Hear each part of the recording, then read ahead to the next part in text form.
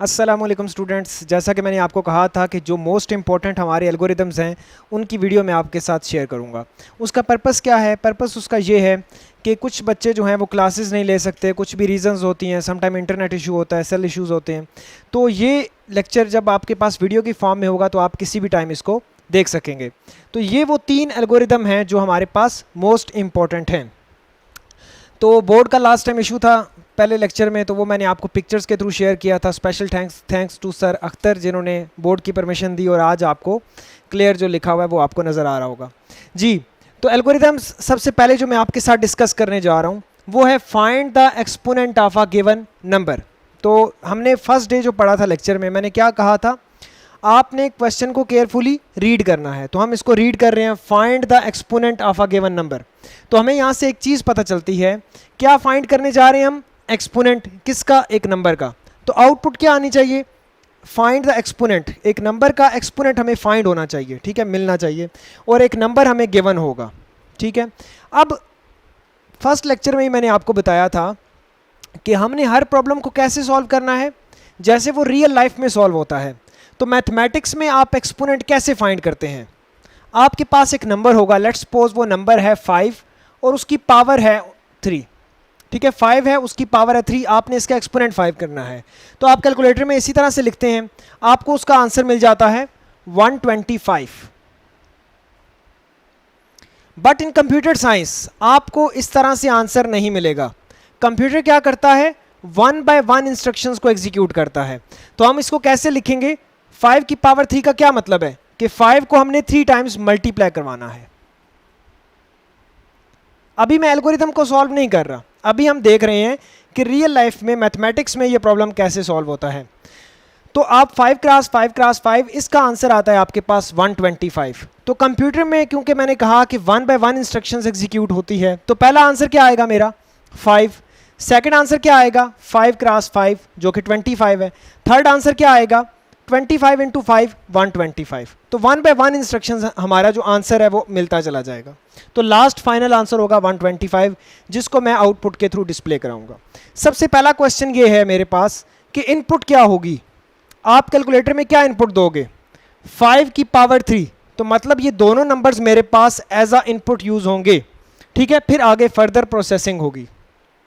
तो मैंने पहले स्टेप में क्या लिखनी है? इनपुट लिखनी है। तो मुझे दोनों नंबर्स यहाँ पे गिवन होने चाहिए, तब मैं उसकी प्रोसेसिंग के लिए करूँगा और मुझे रिजल्ट मिलेगा।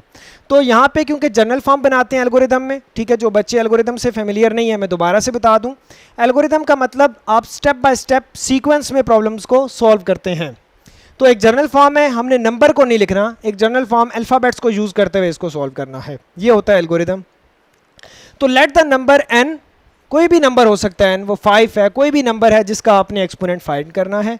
मैंने कह दिया NB5, वो नंबर 5 है जिसका आपने एक्सपोनेंट फाइंड करना है, और उसकी पावर है एक्सपोनेंट e से मैं रिप्रेजेंट कर रहा हूँ, और वो E3 होगा, ठीक है। लेट्स सपोज n है एक नंबर जिसकी पावर है e, ये आपने फाइंड आउट करना है। जनरल फॉर्म उसकी मैंने ये लिख दिया, n कोई भी नंबर हो सकता है, ई का मतलब उसकी पावर कुछ भी हो सकती है। तो मैंने लेट्स सपोज कर दिया 5 वो नंबर है, ई उसकी पावर है, वो मैंने कहा लेट्स सपोज उसकी पावर 3 है।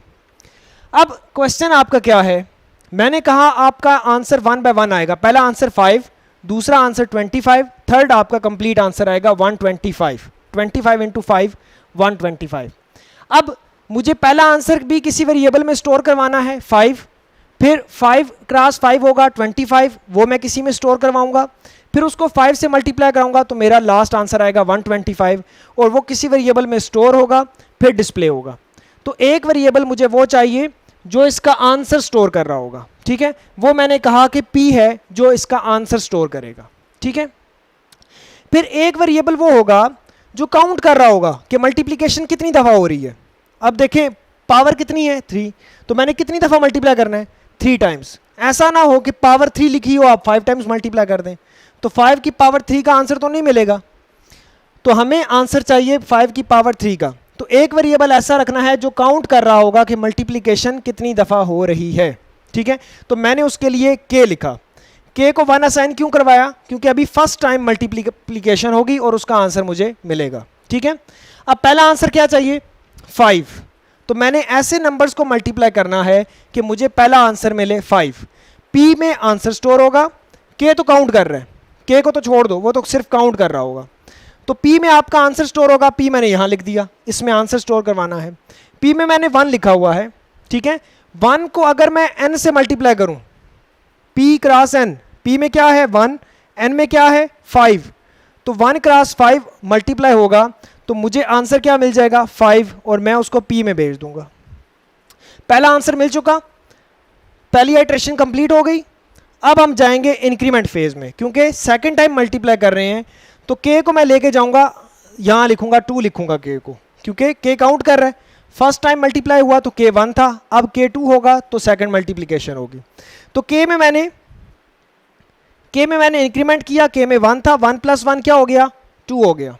अब कंडीशन कैसे सेट करनी है, जैसे ही इंक्रीमेंट होता है, लास्ट लेक्चर्स में मैं बता चुका हूँ, फिर रिपीट करता हूँ, जैसे ही इंक्रीमेंट होता है वैल्यू चेंज होती है, हम फ़ौरन से कहाँ जाते हैं कंडीशन में। किसी भी प्रोग्राम में हो, इंक्रीमेंट के फ़ौरन बाद हम कहाँ जाते हैं कंडीशन में। अब आप जाएंगे k की वैल्यू क्या हो चुकी है, चेंज हो चुकी है, 2 हो चुका है।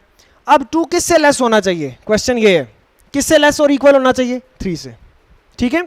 उसकी पावर तक मल्टीप्लाई करना है। 3 क्या है जनरल फॉर्म में e, ठीक है। तो हमने यहाँ पे लिखा k जो है वो लेस देन इक्वल होना चाहिए e से। तब अब k में क्या पड़ा हुआ है आपके पास 2 पड़ा हुआ है, 2 लेस है 3 से, जी हाँ लेस है। तो अब हमें क्या कहाँ जाना चाहिए मल्टीप्लिकेशन में, देन गो टू स्टेप 3। हम कहाँ जाएंगे देन में जाएंगे, क्योंकि कंडीशन ट्रू है। जब भी कंडीशन ट्रू होती है तो देन एग्जीक्यूट होता है, तो देन एग्जीक्यूट होगा। आप जाओगे स्टेप नंबर 3 में। स्टेप नंबर 3 ये है, p में प्रीवियस आंसर पड़ा हुआ है, क्या पड़ा हुआ है 5, n में क्या है 5, दोनों मल्टीप्लाई होंगे, p में क्या आंसर आ जाएगा 25। अब p में क्या स्टोर है आपके पास 25, तो सेकंड मल्टीप्लिकेशन भी हो चुकी। अब फिर k में इंक्रीमेंट होगा, k काउंट कर रहा है, k में इंक्रीमेंट होने के बाद 2 + 1 क्या हो जाएगा 3 हो चुका, 3 हो जाएगा, वैल्यू चेंज हो चुकी है। हम फिर जाएंगे कंडीशन में, 3 लेस है 3 से, नहीं, 3 इक्वल है 3 के, जी हाँ 3 इक्वल है 3 के, तो कंडीशन ट्रू हो जाएगी। आप दोबारा से जाओगे देन में, देन में क्या लिखा हुआ है स्टेप 3 में जाओगे। स्टेप 3 कहाँ पे है, यहाँ पे, p में प्रीवियस आंसर 25, आगे क्या लिखा हुआ है मल्टीप्लाई, आप यहाँ लिखोगे मल्टीप्लाई, n में क्या है 5, तो आप p में क्या आंसर आ जाएगा 125, ठीक है। p में आपको आंसर मिल चुका। फिर k में जाएंगे, इंक्रीमेंट होगा, 3 + 1 4, 4 लेस है 3 से, नहीं, 4 इक्वल है 3 के, नहीं, तो कंडीशन फॉल्स हो चुकी है, तो देन एग्जीक्यूट नहीं होगा। देन और अदरवाइज में से एक चीज एग्जीक्यूट होती है, कंडीशन ट्रू हो तो देन एग्जीक्यूट होता है, फॉल्स हो तो अदरवाइज एग्जीक्यूट होता है। तो कंडीशन फॉल्स हो चुकी है, देन स्किप हो जाएगा, अदरवाइज में जाएंगे, गो टू स्टेप 6। तो p में क्या पड़ा हुआ है आपका आंसर, हमने लिखा आउटपुट p, आपका आंसर डिस्प्ले हो जाएगा, देन प्रोग्राम स्टॉप हो जाएगा, ठीक है। ये था हमारा एल्गोरिदम एक्सपोनेंट फाइंड करने का, ठीक है। मैं फिर से बता देता हूं आपको, एक नंबर है, उसकी पावर ये गिवन है, हमने उसको इनपुट में लिखा। जो भी चीज़ें गिवन होती हैं वो हम इनपुट में लिखते हैं। p में आंसर स्टोर हो रहा है, k काउंट हो रहा है कि मल्टीप्लिकेशन कितनी दफ़ा हो रही है, कितनी दफ़ा होनी चाहिए, जितनी दफ़ा उसकी पावर लिखी हुई है। पावर से रिलेटेड हमने कंडीशन सेट कर दी कि इंक्रीमेंट कर रहा है, और p में आपका आंसर स्टोर होता जाएगा, ठीक है। इस प्रोसीजर को लेकर हमने एल्गोरिदम एक्सपोनेंट का फाइंड आउट किया है, ठीक है। इस प्रॉब्लम से रिलेटेड अगर आपका कोई भी क्वेश्चन हो तो वो आप क्लास में मुझसे पूछ लीजिएगा, या कमेंट्स में भी आप लोग पूछ सकते हैं, ठीक है। तो ये था एक्सपोनेंट फाइंड करने का। अब हम आते हैं अपने नेक्स्ट प्रोग्राम की तरफ, जो कि हमारे पास print a multiplication table of a given number. आपने टेबल जो है वो प्रिंट करवाना है, किसी भी नंबर का प्रिंट हो सकता है। यूज़र हमें नंबर बताएगा किस नंबर का आपने टेबल जो है वो प्रिंट आउट करवाना है। देखिए हमने क्या करना है, print a multiplication table of a given number. हमने एक नंबर का टेबल प्रिंट करवाना है, वो कोई भी नंबर हो सकता है। जैसे लेट्स सपोज मैं कहता हूँ कि 5 का टेबल, मैंने कोई भी प्रॉब्लम सॉल्व करता हूँ, आपको क्या कहता हूँ कि आपने रियलिटी में देखना है वो प्रॉब्लम कैसे सॉल्व होता है। तो टेबल आप कैसे लिखते हैं, जैसे लेट्स सपोज 5 का टेबल लिखना है, तो हम क्या लिखेंगे, 5 cross 1 is equal to 5, 5 cross 2 is equal to 10, 5 cross 3 is equal to 15, 5 cross 4 is equal to 20, 5 cross 5 is equal to 25। आगे इस तरह से सोन चलता जाएगा। तो इस तरह से हम मैथमेटिक्स में टेबल लिखते हैं।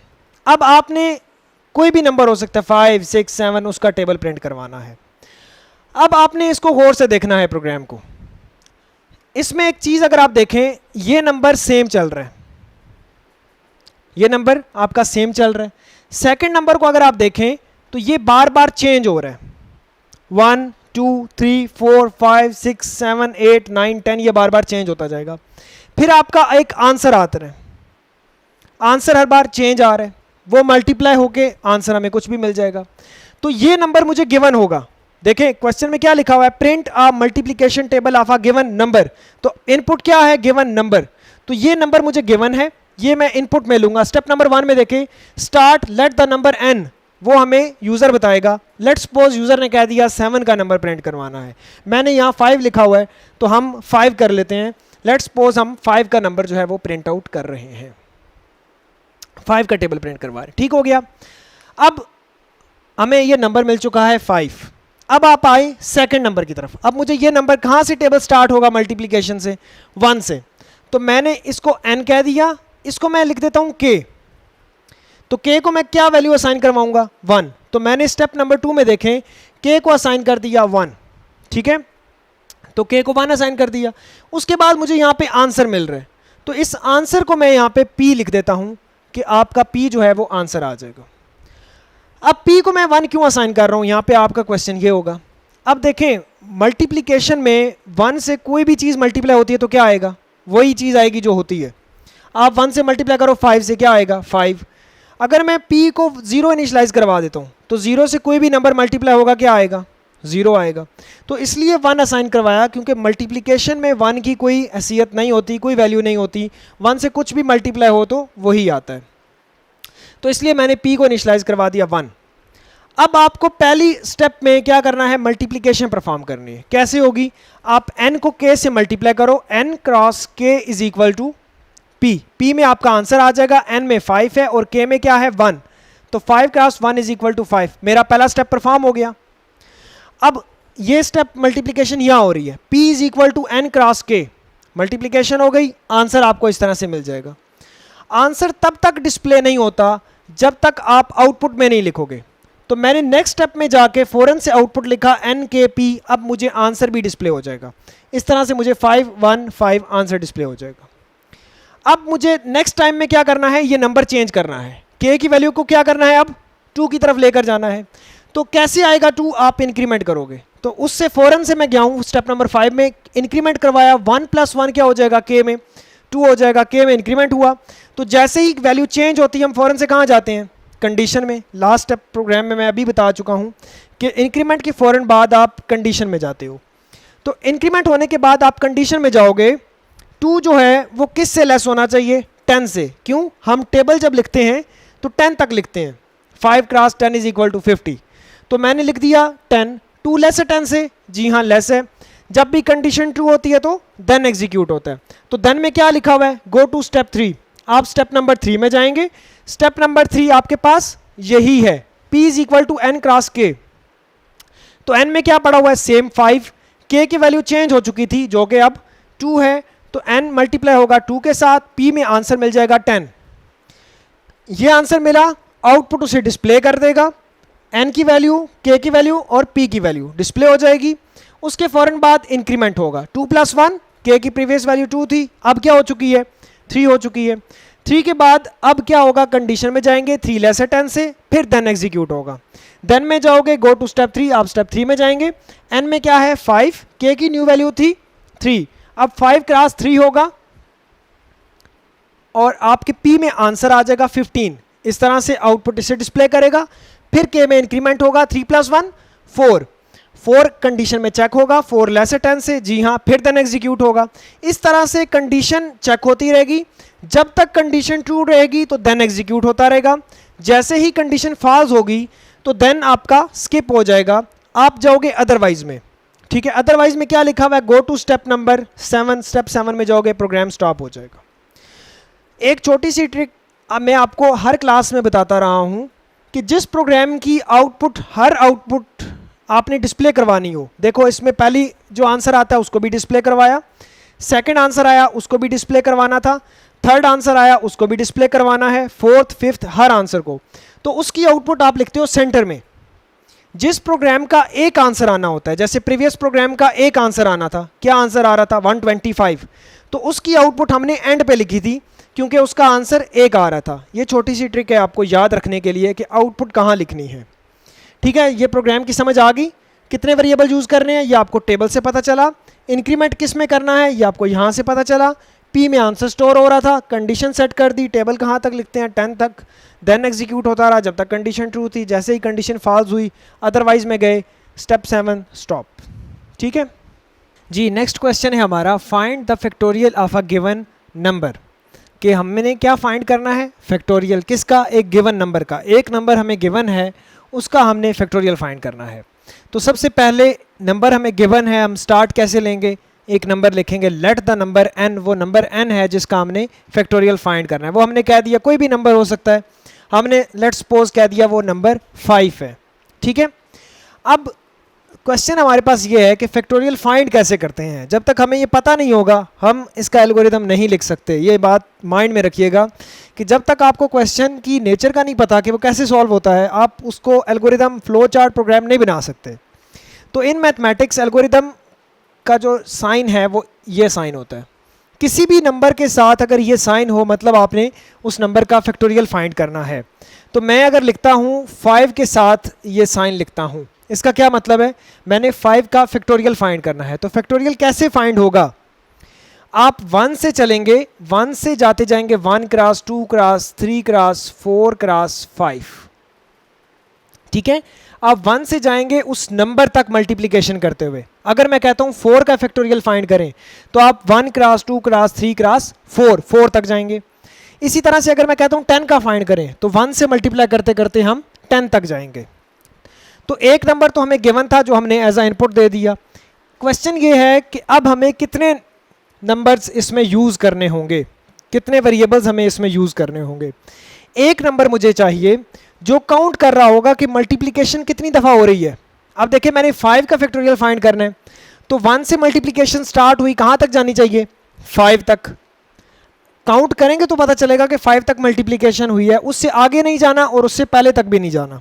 ठीक है, तो एक नंबर चाहिए जो काउंट करे कि 1 तक मल्टीप्लिकेशन हुई, फिर 2 तक, फिर 3 तक, फिर 4 तक, फिर फाइनली 5 तक, और लास्ट में हमें आंसर मिलेगा। फिर एक और वेरिएबल चाहिए जो आंसर स्टोर करेगा। पहली आइट्रेशन का आंसर क्या होगा हमारा 1, दूसरी आइट्रेशन का आंसर क्या होगा हमें 2 क्रॉस 1 2 हो जाएगा, थर्ड आइट्रेशन का आंसर यहाँ तक होगा, फोर्थ आइट्रेशन का आंसर यहाँ तक, फिफ्थ आइट्रेशन का कंप्लीट आंसर आपको मिल जाएगा। तो अभी हमने फाइनल एक और वेरिएबल लिया जो इसका आंसर स्टोर करता जाएगा, जिसको मैंने f से डिक्लेयर कर दिया। तो पहली आइट्रेशन है अभी, तो हमने k को क्या कहाँ से स्टार्ट करेंगे 1 से। फर्स्ट टाइम मल्टीप्लिकेशन और ये k काउंट कर रहा है तो ये पहली मल्टीप्लिकेशन है, तो k को हमने 1 कर दिया। f में आपका रिजल्ट स्टोर होगा तो f में मैंने 1 सेव कर दिया। कल भी मैंने बताया था 1 क्यों लिखा है मैंने, क्योंकि 1 से कोई भी नंबर मल्टीप्लाई होता है तो वही आंसर आता है, तो 1 लिखा। अब मुझे पहला आंसर क्या चाहिए 1, मैंने ऐसे दो नंबर्स को मल्टीप्लाई करना है कि मेरा आंसर यहाँ पे 1 आ जाए। मैंने क्या लिखा, f में क्या है आपके पास 1, k में भी क्या है 1, तो दोनों जब आपस में मल्टीप्लाई होंगे 1 क्रॉस 1 तो आपको फाइनली जो आंसर मिलेगा वो क्या होगा 1। पहला आंसर आ गया, फर्स्ट इटरेशन कंप्लीट। अब k को मैंने क्या करना है 2 में लेके जाऊंगा क्योंकि सेकंड इटरेशन में मल्टीप्लिकेशन होगी। तो अब हमने k में इंक्रीमेंट किया, 1 + 1 क्या हो जाएगा 2 हो जाएगा। वैल्यू चेंज होगी, जब भी वैल्यू चेंज होती है हम कहाँ जाते हैं कंडीशन में। अब हम जाएंगे कंडीशन में, तो कंडीशन में आप कैसे सेट करेंगे, कहाँ तक मल्टीप्लिकेशन करनी है आपने उस नंबर तक, वो नंबर किस में पड़ा हुआ है n में। तो आपने सेट कर दिया k जो है वो लेस देन इक्वल होना चाहिए n तक। तो 2 लेस है n से, जी हाँ लेस है। आप देन में जाएंगे, देन में क्या लिखा हुआ है गो टू स्टेप 3, आप जाओगे स्टेप नंबर 3 में। f में प्रीवियस आंसर सेव है 1, k की न्यू वैल्यू क्या है 2, दोनों आपस में मल्टीप्लाई होंगे और f में आंसर सेव हो जाएगा आपका 2। ठीक है, फिर दोबारा से हम k में जाएंगे, 2 + 1 3 हो जाएगा, आपका यहाँ पे 3 हो चुका है। अब हम दोबारा से चेक करेंगे क्या 3 लेस है 5 से, जी हाँ लेस है। देन में जाएंगे, देन में क्या लिखा हुआ है गो टू स्टेप 3, आप दोबारा से स्टेप 3 में जाएंगे। f में प्रीवियस आंसर स्टोर है और k में k की न्यू वैल्यू आ चुकी है 3, दोनों मल्टीप्लाई होंगे, आप यहाँ तक आ चुके हैं। ठीक है, दोनों मल्टीप्लाई होंगे, इसका आंसर एफ में स्टोर हो जाएगा जो कि आता है आपके पास 6। एफ में आंसर स्टोर हो गया, फिर के में गए, के में प्रीवियस वैल्यू 3 थी, अब 3 + 1 4 हो जाएगी, 4 लेस है 5 से, जी हाँ। फिर देन में जाएंगे, गो टू स्टेप 3, आप यहाँ आएंगे, एफ में प्रीवियस आंसर 6, के की न्यू वैल्यू 4, तो अब आप यहाँ तक आ चुके हैं। दोनों मल्टीप्लाई होंगे, 6 × 4 क्या आएगा 24, ठीक है, 24 एफ में सेव हो जाएगा। फिर आप के में जाएंगे, 4 + 1 5, 5 लेस है 5 से, नहीं 5 इक्वल है 5 के, जी हाँ। फिर देन में जाएंगे, गो टू स्टेप 3, आप स्टेप 3 में गए, एफ में प्रीवियस आंसर 24, के में न्यू वैल्यू 5, दोनों मल्टीप्लाई होंगे, 120 आपका आंसर आ जाएगा जो कि एफ में सेव हो जाएगा। फिर के में जाएंगे, 5 + 1 6, कंडीशन आपकी फॉल्स हो जाएगी, ना ही 6 लेस है 5 से, ना ही 6 इक्वल है 5 के, तो कंडीशन फॉल्स हो जाएगी, देन स्किप हो जाएगा।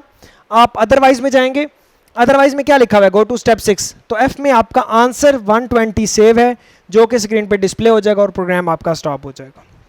ठीक है, तो ये इसका एल्गोरिदम था जो मैंने आपको मैथमेटिकली वे से आपको कंप्लीट समझाने की इसकी कोशिश की है।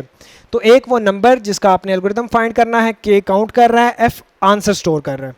तो मल्टीप्लिकेशन के बाद इंक्रीमेंट किया, इंक्रीमेंट के फ़ौरन बाद कंडीशन होती है, कंडीशन जब तक ट्रू थी हम देन को एग्जीक्यूट करते गए, कंडीशन जैसे ही फॉल्स होती गई है हम अदरवाइज में गए, उस स्टेप पे गए और वो आउटपुट रिजल्ट डिस्प्ले करवा दिया और प्रोग्राम आपका स्टॉप हो गया। ठीक है, अच्छा, तो एल्गोरिदम आपको समझ आ गया कि हमने उसको कैसे लिखा है। अब हम इसी का फ्लो चार्ट देखते हैं, बाकी सारा सीक्वेंस ऐसे का ऐसे ही रहेगा, सिर्फ हमने फ्लो चार्ट में हम क्या लिखते हैं, डायग्रामेटिक उसमें रिप्रेजेंटेशन होती है। अब हमने पिक्चर की फॉर्म में यूज़र के सामने डाटा रिप्रेजेंट करना है, तो सेम टू सेम जैसे यहाँ पे इनपुट थी वैसे ही वहाँ पे इनपुट होगी। हमारे पास एक नंबर था, वहाँ पे भी हमने एक नंबर लिखा। तो जैसा कि आपको पता है फ्लो चार्ट में हम इनपुट या रीड के थ्रू इनपुट करते हैं, तो सेम टू सेम वैसे ही मैंने वहाँ लिखा। उसके बाद जो पहली प्रोसेसिंग थी वो हमने प्रोसेस ब्लॉक में लिखा है। आपको पता है जितने भी अर्थमेटिक ऑपरेटर्स हैं वो हम प्रोसेस ब्लॉक में शो करते हैं, plus minus multiply divide modulus और इक्वल का साइन प्रोसेस ब्लॉक में आपको लिखना होगा। तो f = 1, k = 1 जैसे यहाँ लिखा था सेम टू सेम वैसे ही वहाँ पे। नेक्स्ट मल्टीप्लिकेशन हुई, आपने प्रोसेस ब्लॉक में लिखा क्योंकि मल्टीप्लिकेशन साइन प्रोसेस ब्लॉक में लिखते हैं। नेक्स्ट इंक्रीमेंट था, इंक्रीमेंट प्रोसेस ब्लॉक में लिखा। उसके बाद आपकी कंडीशन थी, तो कंडीशन हम डायमंड सिंबल में लिखते हैं, ये ऑलरेडी हम फ्लो चार्ट के टॉपिक में कवर कर चुके हैं। जब कंडीशन ट्रू थी तो हम कहाँ जाते थे, स्टेप नंबर 3 में। स्टेप नंबर 3 क्या था आपका, मल्टीप्लिकेशन का। तो यहाँ से हम फ़ौरन से गए यस में एरो के थ्रू, क्योंकि फ्लो है, फ्लो के थ्रू हम बताएंगे कि कहाँ जा रहे हैं। यस में गए, मल्टीप्लिकेशन हुई, और ये जब तक कंडीशन ट्रू रहेगी तब तक मल्टीप्लिकेशन होती रहेगी, और जैसे ही कंडीशन फॉल्स होगी आप नो में जाओगे, आउटपुट रिजल्ट आपका एफ में पड़ा हुआ है वो डिस्प्ले हो जाएगा और program stop. Same to same जैसे आप यहाँ लिखते हैं वैसे ही आपने इसके फ्लो चार्ट में डाटा को बताना होगा, फ्लो बताना होगा कि किस तरह से डाटा फ्लो कर रहा है। तो आपको अगर एल्गोरिदम आता है तो आप इजीली फ्लो चार्ट लिख सकते हैं।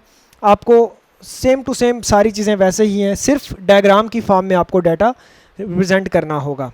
अच्छा, क्लास में जो हम एक प्रोग्राम कर रहे थे 2 + 4 + 6 अप टू 100 तक, एक सीक्वेंस का क्वेश्चन था जो शॉर्ट क्वेश्चंस में आ जाता होता है पेपर में, तो इसमें आपको प्रॉब्लम आ रही थी कुछ बच्चों को, तो ये मैंने साथ में इस प्रोग्राम को भी ऐड कर लिया। तो अब देखें, सबसे पहले क्वेश्चन को अंडरस्टैंड करना है। क्वेश्चन लिखा हुआ है 2 + 4 + 6 अप टू 100, इसका हमने सम प्रिंट करवाना है, इस सीरीज़ को प्रिंट नहीं करना। तो एक नंबर वो होगा जो सीरीज़ को लेकर चलेगा। सीरीज़ का पहला नंबर क्या है आपका, 2 नंबर है, कहाँ तक जा रहा है 100 तक। एक नंबर सीरीज़ को लेकर चल रहा होगा, और एक नंबर ऐसा होगा जो इस सीरीज़ का सम सेव करता जाएगा अप टू 100 तक, उस सीरीज़ का सम सेव करता जाएगा और लास्ट में उसका सम प्रिंट कर देगा। ठीक है, तो 2 नंबर हमें चाहिए। अब इसमें इनपुट कोई नहीं है, मैंने आपको अभी बताया लास्ट फ्लो चार्ट में कि जब भी इक्वल का साइन यूज़ होता है तो ये भी प्रोसेस होता है। इक्वल का साइन अर्थमेटिक ऑपरेटर्स में आता है, ये भी प्रोसेस ब्लॉक में लिखेंगे। याद रखें, जब भी आपने इनपुट ब्लॉक में लिखेंगे वो आप तब लिखेंगे इनपुट ब्लॉक में जब आपने सिर्फ वेरिएबल को डिक्लेयर करना होगा। डिक्लेरेशन और इनिशियलाइजेशन का कंसेप्ट मैं ऑलरेडी बता चुका हूँ। तो यहाँ पे इनिशियलाइजेशन और ये वैल्यू असाइन कर रहा हूँ, तो वैल्यू जब भी असाइन कर रहे होते हैं तो प्रोसेस ब्लॉक लिखते हैं। ठीक है, तो पहली वैल्यू क्या असाइन करनी है मैंने, 2, तो उसके लिए मैं k यूज़ कर रहा हूँ, k को मैंने 2 असाइन कर दिया। यहाँ मैंने सम = 0 लिखा है, क्यों, क्योंकि मैं जनरली इस सीरीज़ का आंसर प्रिंट करवाना चाहता हूँ। अगर मैं यहाँ 1 लिखूँगा तो 1 एक एक्स्ट्रा ऐड हो जाएगा उस सीरीज़ में, तो मैंने यहाँ 0 लिखा। ठीक है, उसके बाद अब मुझे 2 सम में ऐड करूंगा। सम में क्या है 0, 0 प्लस के में क्या वैल्यू पड़ी हुई है 2, तो 0 प्लस 2 सम में क्या हो जाएगा सेव 2, तो सम में पहला आंसर आपका सेव हो जाएगा 2। ठीक है, अब मुझे k की नेक्स्ट वैल्यू कहाँ अप्रोच कर रहा है, मुझे 4 चाहिए, तो k में मैं इतना इंक्रीमेंट करूंगा कि मुझे 4 मिल जाए। तो k is equal to, k में क्या पड़ा हुआ है आपके पास 2, तो 2 प्लस 1 3 होगा, मुझे 3 तो नहीं चाहिए, मुझे 4 चाहिए, तो k प्लस 2 लिखूंगा यहाँ पे मैं, तो मुझे क्या मिलेगा यहाँ पे 4 हो गया। जैसे ही इंक्रीमेंट हुआ हम कहाँ जाते हैं कंडीशन में, तो कंडीशन में गए 4 लेस 100 से, जी हाँ 4 लेस 100 से, तो कंडीशन ट्रू है, आप यस में जाओगे। यस में क्या लिखा हुआ है, सम में प्रीवियस आंसर 2 पड़ा हुआ है और k की न्यू वैल्यू क्या है आपके पास 4, तो सम में क्या आ जाएगा 6, सम में 6 सेव हो गया। फिर आप दोबारा से k में गए, k में क्या पड़ा हुआ है आपके पास 4 प्लस 2, k की वैल्यू क्या हो चुकी है अब 6। ठीक है, 6 लेस 100 से दोबारा से हम ऊपर गए, सम में प्रीवियस आंसर 6 और k की न्यू वैल्यू क्या है आपके पास 6, तो सम में क्या सेव हो जाएगा आपके पास 12। ठीक है, 12 हो गया सम में सेव, k में था 6, फिर इंक्रीमेंट होगा 6 प्लस 2 8, 8 लेस है 100 से, जी हाँ लेस है, दोबारा से ऊपर जाएंगे, सम में 12 था प्लस 8 20 हो जाएगा, तो सम में 20 सेव हो गया। फिर हम k में जाएंगे, k में था आपके पास 8 प्लस 2 10 हो जाएगा, 10 भी लेस है 100 से, फिर हम ऊपर जाएंगे, सम में प्रीवियस आंसर 20 प्लस 10 30 हो जाएगा, फिर k में इंक्रीमेंट होगा 10 प्लस 2 12, अभी भी कंडीशन ट्रू है। तो इस तरह से ये अप टू 100 तक, जब तक कंडीशन हमारी ट्रू रहेगी तो वो वैल्यूज़ जाके सम में प्रीवियस आंसर पड़ा होगा, k में न्यू वैल्यू ऐड होती जाएगी और ये सारा आंसर सम में सेव होता जाएगा। जैसे ही आपकी कंडीशन फॉल्स होगी तो आप नो में जाओगे, आंसर आपका सम में पड़ा होगा, तो आउटपुट सम लिखा, हमने इसका आंसर को डिस्प्ले करवा दिया। ठीक है, और ये प्रोग्राम हमारा स्टॉप हो जाएगा। तो इस तरह से ये प्रोग्राम आपका एग्जीक्यूट हो रहा था, क्लास में हम इसको डिस्कस भी कर चुके थे, तो मैंने फिर एक दफ़ा आपको बता दिया। इसके अलावा अगर आपको कोई इशू हो तो आप कमेंट सेक्शन में भी बता सकते हैं, जो भी आपको इशू होगा। अगर वीडियो आपको अच्छी लगी हो तो लाइक ज़रूर करें, ठीक है, और अगर कोई और भी प्रॉब्लम हो तो वो भी आप बता सकते हैं। Thank you so much.